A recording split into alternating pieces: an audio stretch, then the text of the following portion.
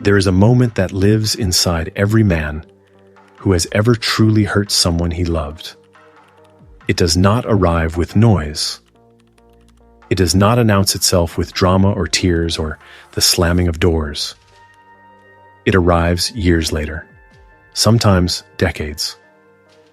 It arrives in the middle of an ordinary afternoon when he is doing nothing at all, and it destroys him, not because something new happened, but because something old finally became clear. He hurt the one woman he was never supposed to hurt, the one who would have stayed through anything, the one who did stay through everything, until she could not stay anymore. And if you are listening to this right now, if something in those words just tightened inside your chest, then this video already knows where you have been. Because the day a man realizes what he did to the woman he will never recover from is not the day she left. It is the day Carl Jung spent his life studying what happens when the unconscious mind finally breaks through the walls we build around our most painful truths.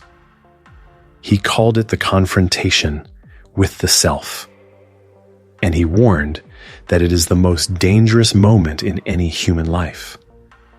Not because it kills you, but because it shows you who you have actually been. This is that moment, and what follows changes everything. Most men do not wake up one morning and decide to hurt the woman they love. That is what makes this so devastating. The destruction is not intentional. It is architectural. It is built into the way they learned to be men, layer by layer, year by year, silence by silence. Jung identified a structure he called the persona, the mask every person wears to navigate the social world. For women, the persona is often built around warmth, connection, emotional availability. But for men, the persona is almost always built around control, strength, emotional invulnerability. And here is where the damage begins. When a man constructs his entire identity around being strong and in control, he does not just hide his vulnerability from others, he hides it from himself. He buries it so deep that he becomes a stranger to his own emotional life. And the woman who loves him becomes the only bridge between who he is and who he pretends to be. She carries what he cannot carry. She names what he cannot name. She holds the emotional weight of the entire relationship because he was never taught how to hold his own. And he does not see this. That is the cruelest part. He does not see what she is doing because the persona tells him everything is fine.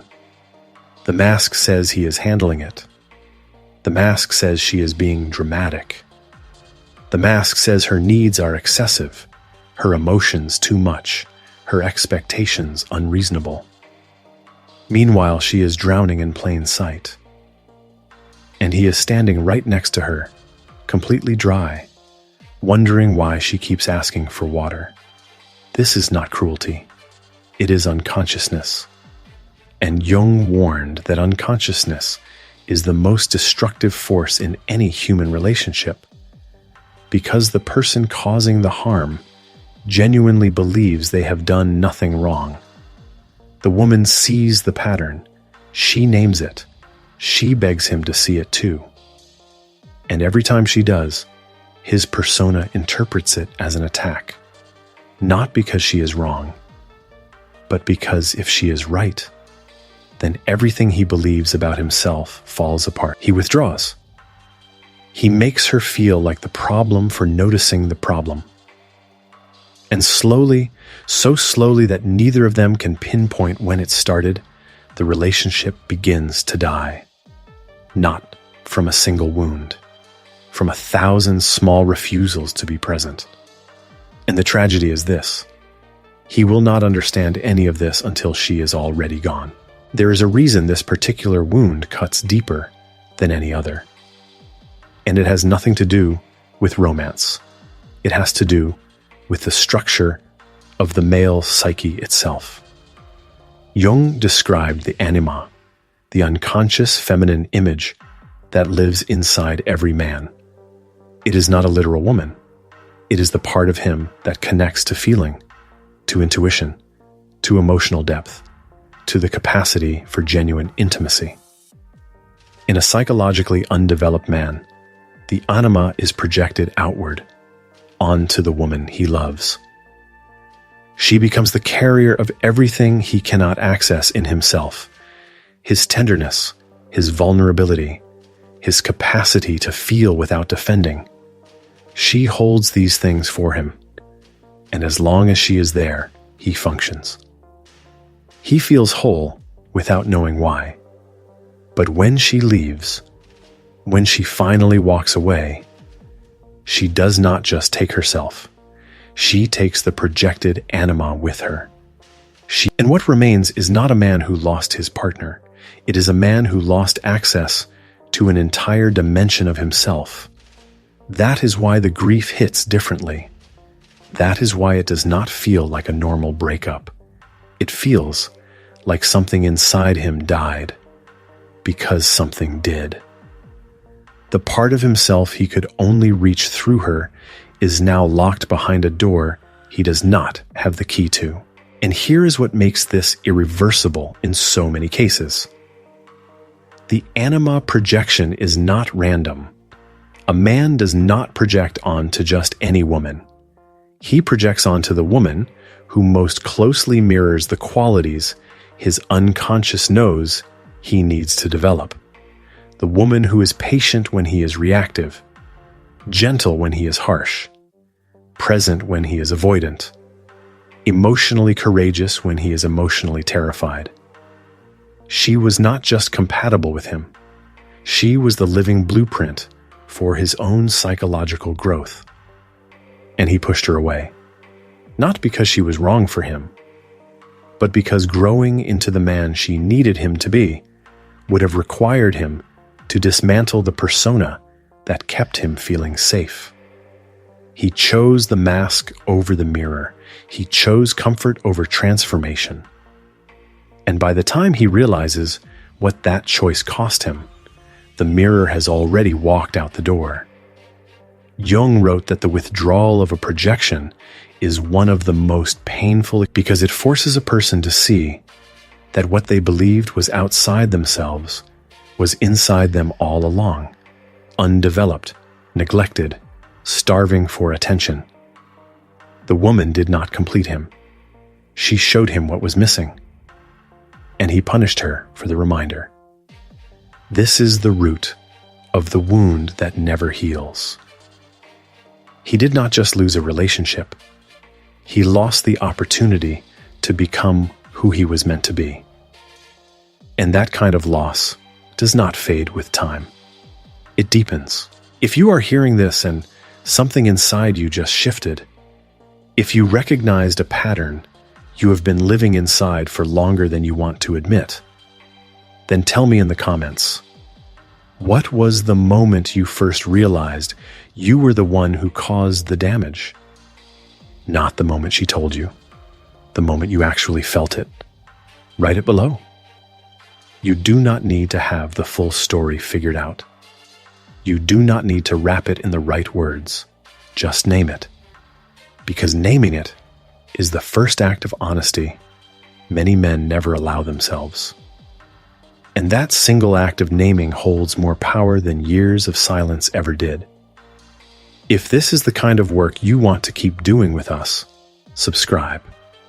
What comes next goes deeper than the diagnosis. The next layer is where real confrontation begins. Now that you understand why this wound cuts so deep, you need to see how it actually shows up in the lived texture of a relationship. Because the damage is never abstract. It is specific. It is daily. And it wears a disguise so convincing that the man doing it rarely recognizes it as harm. The first pattern is emotional withdrawal. And it is the most common weapon a man uses without ever knowing he is using it. You know this pattern if you have ever loved a man who disappeared the moment things got real. Not physically, emotionally. He was there in the room. He was there at the table. But the moment you needed him to feel something with you, to sit in the discomfort, to be vulnerable, to simply say, "I do not know what to do, but I am here," he vanished. His eyes went flat. His voice went monotone. He checked his phone. He changed the subject. And you were left standing in the middle of a conversation that suddenly had no other participant. This is not indifference. It is terror. The man who withdraws emotionally is a man whose nervous system has learned that vulnerability equals annihilation. Somewhere in his history, usually in childhood, he learned that showing need was dangerous, that asking for comfort was weakness, that the safest response to emotional intensity is to become a wall. And so he builds that wall between himself and the woman who loves him, not to hurt her, to survive. But the effect is identical. She feels abandoned in his presence. She feels crazy for wanting what every human being needs. And over time, she stops asking. Not because she stopped needing, but because the rejection of asking became worse than the emptiness of not having. He never hits her. He never screams. He never does anything that looks like abuse from the outside. But he starves her emotionally and calls it keeping the peace. The second pattern is subtler and more corrosive. It is the pattern of making her emotional responses the issue, instead of the behavior that caused them. You know this one too. She tells him she feels neglected. He tells her she is too needy. She says she is lonely in the relationship. He says she is being dramatic. She cries. He says she is too emotional. She gets angry. He says she is impossible to talk to. Every time she names the wound, he reframes her naming as the wound itself. And over months, over years, something devastating happens. She starts to believe him. She starts to think maybe she is too much. Maybe her needs are excessive. Maybe she is the broken one. Jung called this projection, the unconscious mechanism by which we place our own unacknowledged qualities onto someone else. The man who cannot face his own emotional inadequacy projects it onto the woman. Her sensitivity becomes the problem. Her need for connection becomes clinginess because his fear of intimacy cannot be named. And she absorbs it. She absorbs it because she loves him, because she wants to believe the relationship can work, because she has been conditioned to question herself before she questions him. This is how a good woman is slowly dismantled, not by violence, but by the steady erosion of her trust in her own perceptions. And the man doing it is often completely unaware. He genuinely believes he is the reasonable one. He genuinely believes she is the one with the problem, because his persona depends on it. The third pattern is perhaps the quietest and the most fatal. It is the pattern of treating her constancy as a permanent condition rather than a daily choice. He stops noticing her, not all at once, gradually. The way you stop noticing a painting you walk past every day. She becomes furniture in his emotional life, always there, always functional, never requiring attention. He forgets that her patience is not infinite. He forgets that her loyalty is not obligation. It is a gift she renews every morning when she wakes up and chooses him again. He forgets that every time she forgives without receiving an apology, a small piece of her faith in him dies. And she does not leave suddenly. She leaves in stages. First, she stops bringing up the things that hurt her. Then she stops expecting change. Then she stops hoping. Then she stops feeling. and by the time she physically walks out, she has already been gone for months. She finally admitted to herself that he had already left her. He will notice this absence, but only after the door closes. Only when the silence in the house is no longer peaceful, but accusatory. Only when he reaches for her and finds empty space where warmth used to be. And that is when the real damage begins. Not to her. She has already started healing. The damage now turns inward, toward the man who finally has to sit alone with what he did. The fourth and final pattern is the one that ties all the others together. It is the pattern of being terrified of real intimacy and disguising that terror as independence, as strength, as not needing anyone. You see this in the man who can be charming to strangers, but cold to the woman who knows him, who can be generous with acquaintances, but withholding with the person who sleeps beside him, who can perform intimacy in public, but cannot sustain it in private. He is not cold. He is afraid.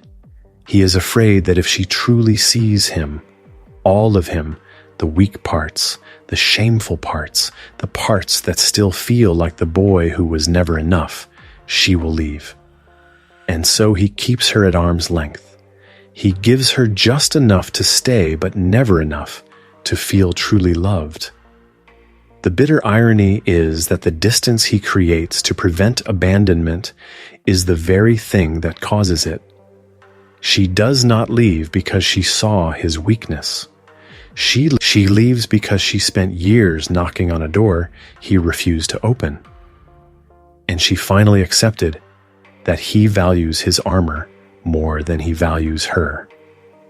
And when she is gone, when the armor is all that remains, he discovers the truth that Jung tried to teach every patient who sat in his office. The armor does not protect you. It imprisons you. And the only person who had the key just walked away because you convinced her the lock did not exist. Now you need to understand what makes this loss different from every other loss a man will experience in his lifetime. Because not all loss teaches, not all grief transforms. Some losses simply accumulate. But this one, the loss of the woman who truly loved him, operates on a different psychological level entirely. Jung distinguished between two types of psychological experiences: those that reinforce the ego and those that shatter it. Most of life reinforces. You lose a job, you find another. You lose a friend, you make new ones. The ego adapts. It recovers. It tells its story of resilience and moves forward. But certain losses bypass the ego entirely. They reach down into the self, Jung's term for the deepest, most complete center of the psyche. And when the self is wounded, the ego cannot repair it. No amount of rationalization helps. The wound persists beneath every surface recovery, like a fracture in the foundation of a house that looks perfect from the outside. The loss of this woman is a self-wound, and here is why. She was not just a partner. She was what Jung called a carrier of the projected self, the living embodiment of everything he had not yet become. His potential for emotional depth, his capacity for genuine vulnerability, his ability to love without controlling. She held these unlived parts of him in her presence, in her patience, in her willingness to see who he could be rather than who he was. When she leaves, those unlived parts do not simply return to him. They vanish, because he never developed the internal structure to hold them himself. He outsourced his emotional evolution to her. And now the contractor is gone, and the building is unfinished, and he does not even have the blueprints. This is why he cannot simply replace her. Other women may be beautiful, intelligent, kind, but they are not her. They do not carry his specific projection. They do not mirror his specific shadow. They do not hold the exact combination of qualities that his unconscious recognized as the path to his own. He will meet someone new and feel the initial electricity and convince himself this is better, this is easier, this is what he actually needed all along. But the electricity fades. The ease becomes emptiness. And at 3 a.m, staring at the ceiling next to someone who is not her, he will feel the specific gravity of what he threw away. Not because the new person is inadequate, but because the old person was irreplaceable. And he knows it. He knows it the way you know your own name, not as information, but as identity. Jung wrote that certain encounters in life are not coincidences but synchronicities, meaningful collisions arranged by the deeper intelligence of the psyche. The woman who truly loves a man despite his resistance is not an accident. She is an invitation to become whole. And when he declines that invitation through neglect, through withdrawal, through the slow violence of taking her for granted, the universe does not send it again. The realization does not arrive like lightning. It arrives like weather, a gradual atmospheric shift that changes the color of everything he sees. It begins with small involuntary memories, not the dramatic moments, not the fights, not the breakup, not the final conversation. The small ones, the way she used to rest her head on his shoulder without asking, the sound of her voice when she was genuinely happy, the specific way she said his name, not as a word, but as a kind of homecoming. These memories arrive uninvited. They interrupt his work. They surface while he is driving. They appear in the gap between waking and sleeping, that liminal space where the ego loosens its grip and the unconscious speaks clearly. And each memory carries an annotation he did not write at the time. He remembers her resting her head on his shoulder. And now he remembers her laughing. And now he sees that she was offering him joy he was too armored to receive. He remembers the way she said his name. And now he hears in it everything she wanted him to become. This is what Jung called the return of the repressed, the moment when everything the psyche pushed down comes flooding back, not as abstract emotion, but as specific, detailed, unbearable clarity. He sees every moment he failed her, not in summary, in high definition. He sees the night she asked him to talk and he turned on the television.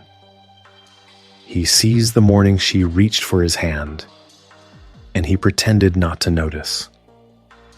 He sees the conversation where she told him exactly what she needed in plain, simple words, and he told her she was overthinking it. Each of these memories is a verdict, and the cumulative weight of them creates what Jung described as an inflation of the shadow, a moment when the repressed material becomes so massive that the ego can no longer contain it. The man breaks, not visibly, not publicly, but internally. In the place where identity lives, something fractures. And in that fracture, for the first time, he sees himself clearly. Not the mask of strength or independence or emotional control. He sees the frightened, limited, defended man who had real love in his hands and let it drain through his fingers because holding it would have required him to feel. That clarity is the most painful gift the psyche can give because it comes too late to change anything and too clearly to ever be forgotten. What happens next depends entirely on what kind of man he has the courage to become. Jung mapped two possible responses to the confrontation with the shadow: integration or repetition. There is no third option. If he chooses integration, the pain becomes fuel. He does not try to win her back. He does not perform transformation for an audience. He sits with the unbearable weight of what he did and allows it to reshape him from the inside. He begins the slow, unglamorous work of dismantling the persona that protected him at her expense. He learns to feel without defending, to need without controlling, to be vulnerable without collapsing. This process is what Jung called individuation, the lifelong journey towards psychological wholeness. And it is brutal.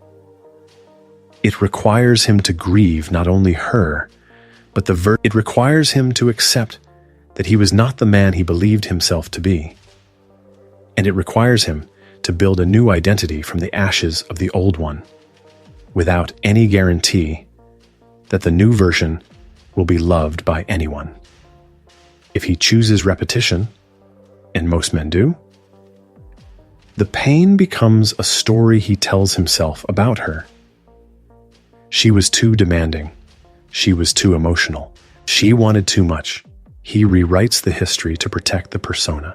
He finds a new woman and recreates the exact same dynamic, the same emotional withdrawal, the same deflection, the same slow suffocation of someone who dared to love him completely.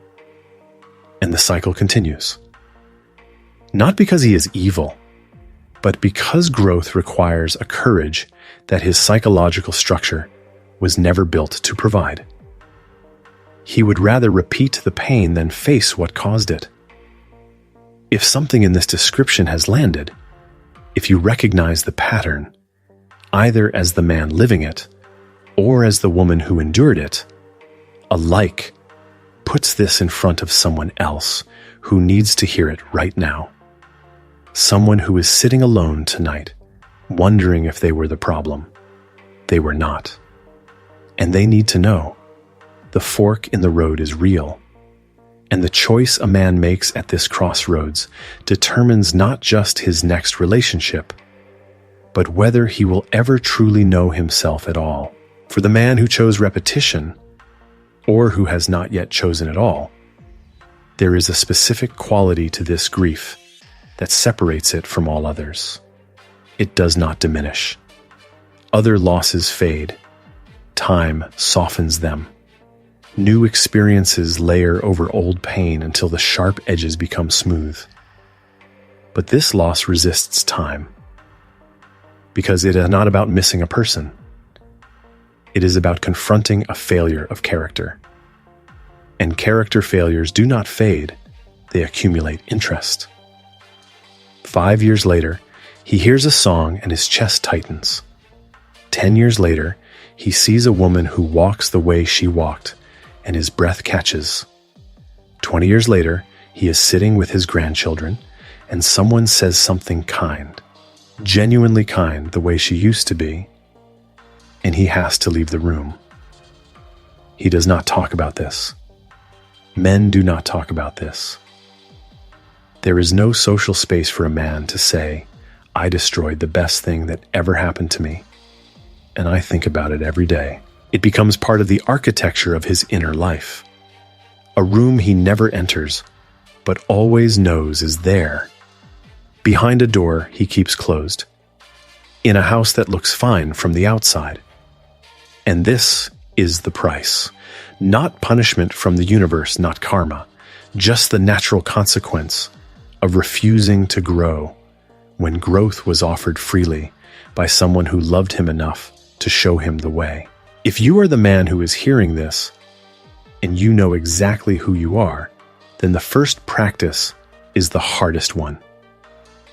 It is the practice of honest remembering, not nostalgic remembering, not the curated version where you were mostly good and she was mostly difficult. honest remembering. The kind that makes you nauseous. The kind that wakes you up at night. Sit with a specific memory, one you have been avoiding, not the breakup, something smaller. A Tuesday night when she asked you how your day was and you grunted. A Sunday morning when she wanted to talk and you reached for your phone. A moment when she was crying and you felt annoyed instead of compassionate. Do not edit the memory. Do not add context that softens it. Do not tell yourself you were tired or stressed or going through something. Just see it. See her face in that moment. See what she was actually asking for. This is not self-punishment. This is what Jung called active imagination, the deliberate engagement with unconscious material that the ego would prefer to keep buried. You are not torturing yourself. You are finally telling the truth. And the truth, no matter how painful, is the only foundation on which genuine change can be built. The second practice requires you to name, specifically and without deflection, what you took from her. Not what you did wrong in the abstract. Not, I was not a great partner. The specific things you consumed without replenishing. Her patience. Name a moment when she was patient with you and you responded with impatience. Her trust. Name a moment when she trusted you with something vulnerable and you handled it carelessly. Her belief in you. Name a moment when her faith in your potential was the only reason you kept going, and you never acknowledged it. Write these down, not in your head, on paper. Jung understood that the act of writing engages both the conscious and unconscious mind simultaneously. It makes the abstract concrete. It turns vague guilt into specific accountability. And specific accountability is the only kind that leads to real change. It is not about apologizing. She does not owe you absolution, and you do not get to use your growth as a reason to re-enter her life. This practice is entirely for you, for the man you are becoming in the absence of the woman you failed. You name what you took so that you never take it from anyone again. Not because she is watching, because you finally are. The third practice is the one that determines whether any of this leads to genuine transformation or just sophisticated self-pity. It is the practice of building inside yourself what she used to provide from the outside. She was your emotional translator. Now you must learn the language yourself. She was your patience when you had none. Now you must cultivate patience without her modeling it. She was the person who sat with your darkness. Now you must learn to sit with your own. This is not poetry. This is practice.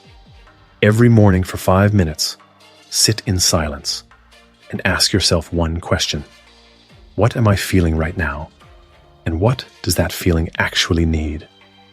Not, what does it want? What does it need?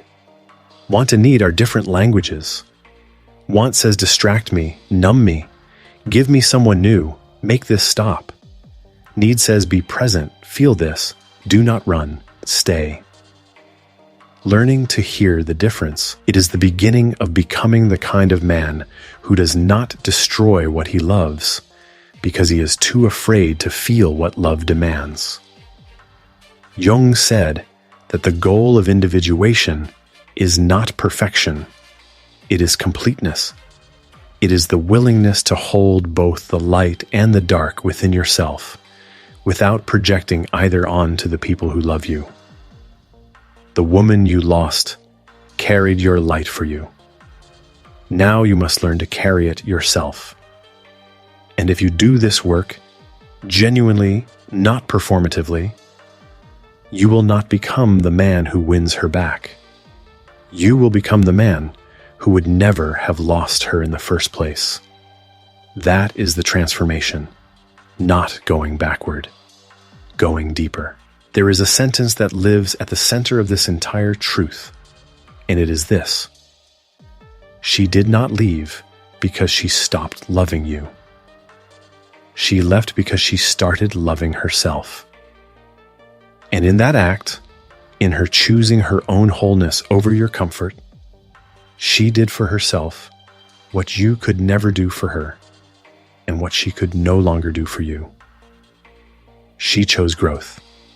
She chose the terrifying, lonely, magnificent act of walking away from someone she loved, because staying would have required her to abandon herself.